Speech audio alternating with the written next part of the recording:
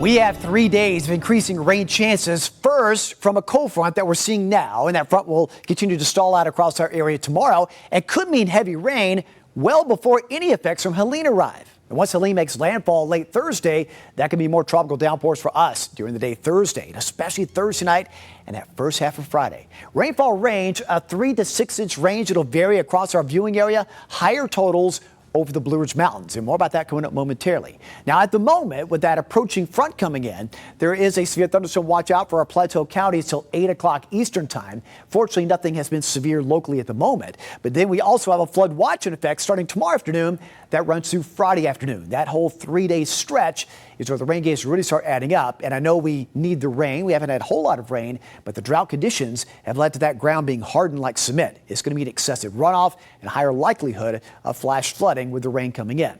Right now, the rain very scattered right now, but where you're seeing it, it's got some heavy downpours associated with that north of, say, Sale Creek on crossing into the Ray and Meigs County line right between Dayton and Decatur. Heavy downpours, a little bit of lightning and thunder, so a little noisy out there. Same thing north of Murphy. Had a storm pass on by and race off to the north and east with rain and lightning, though still below severe levels. Even these coming in across the plateau have been weakening with time. They've been stronger north of I-40. So again, throughout the evening and overnight, there'll be some steady showers, some claps of thunder at times. But right now, the severe threat remains on the low side, and we'll keep a close eye on that. Again, this rain is with this front coming in. It's going to move in and stall tomorrow. And when it stalls, that's going to be more moisture piling up around that front. Heavier downpours of rain possible with some stalling showers and more moisture being pulled in from the south. Then, by Thursday, Friday, we deal with the inland effects of Helene. Right now, it's a strong tropical storm, but well on its way to becoming a hurricane as it crosses through the Yucatan Channel through tomorrow. Could become a hurricane during the day tomorrow and landfall in about 48 hours along the northeastern coast of Florida from the Panhandle to the peninsula. And again, it could be at major hurricane strength at landfall. Then it makes that trek across Georgia, south to north, overnight Thursday night through Friday, which takes a track just right over us. We'll have to watch exactly where that track is. Is it west of us?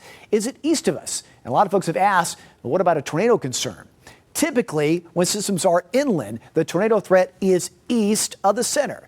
So if that track stays just west of us, you would see it over the Carolinas, the higher threat for tornadoes. We'll have to closely watch that. But it will be rapidly weakening, slicing in half the wind speeds through early Friday afternoon and then further moving away rapidly off to the north and west. So what should start very windy, rainy Friday morning rapidly improves late day Friday as the inland effects of Helene rapidly move away. So here's our future track. Going overnight through tomorrow, it's going to be a cooler day, highs in the 70s, off and on periods of showers and some storms. Severe threats low, but some of the downpours at times could be heavy. And it's going to be heavy overnight Wednesday night through Thursday. The main focus will be to the east for a while to start Thursday. But as Thursday goes on, this shifts back to the north and west. Heavier downpours thanks to the stalled front and more of that moisture feeding in advance of Helene. So the heaviest downpours could occur overnight Thursday night through early Friday morning. Not only that, the windiest, rainiest period could be the start of Friday with some stronger wind gusts locally. Here's some of the wind gust potential during the day Thursday, not too bad, but especially Thursday night through Friday morning. Those could be in the 35 to 40 mile an hour range. Even higher totals farther off to the east into the Blue Ridge Mountains, some 45 to 60 mile an hour occasional gusts in those higher terrain areas, 35 to around 40 locally. But again, the windiest period early Friday, both wind and rain easing late day Friday as the storm further lifts away. Now, these amounts for rainfall are still going to change and fluctuate with that exact track.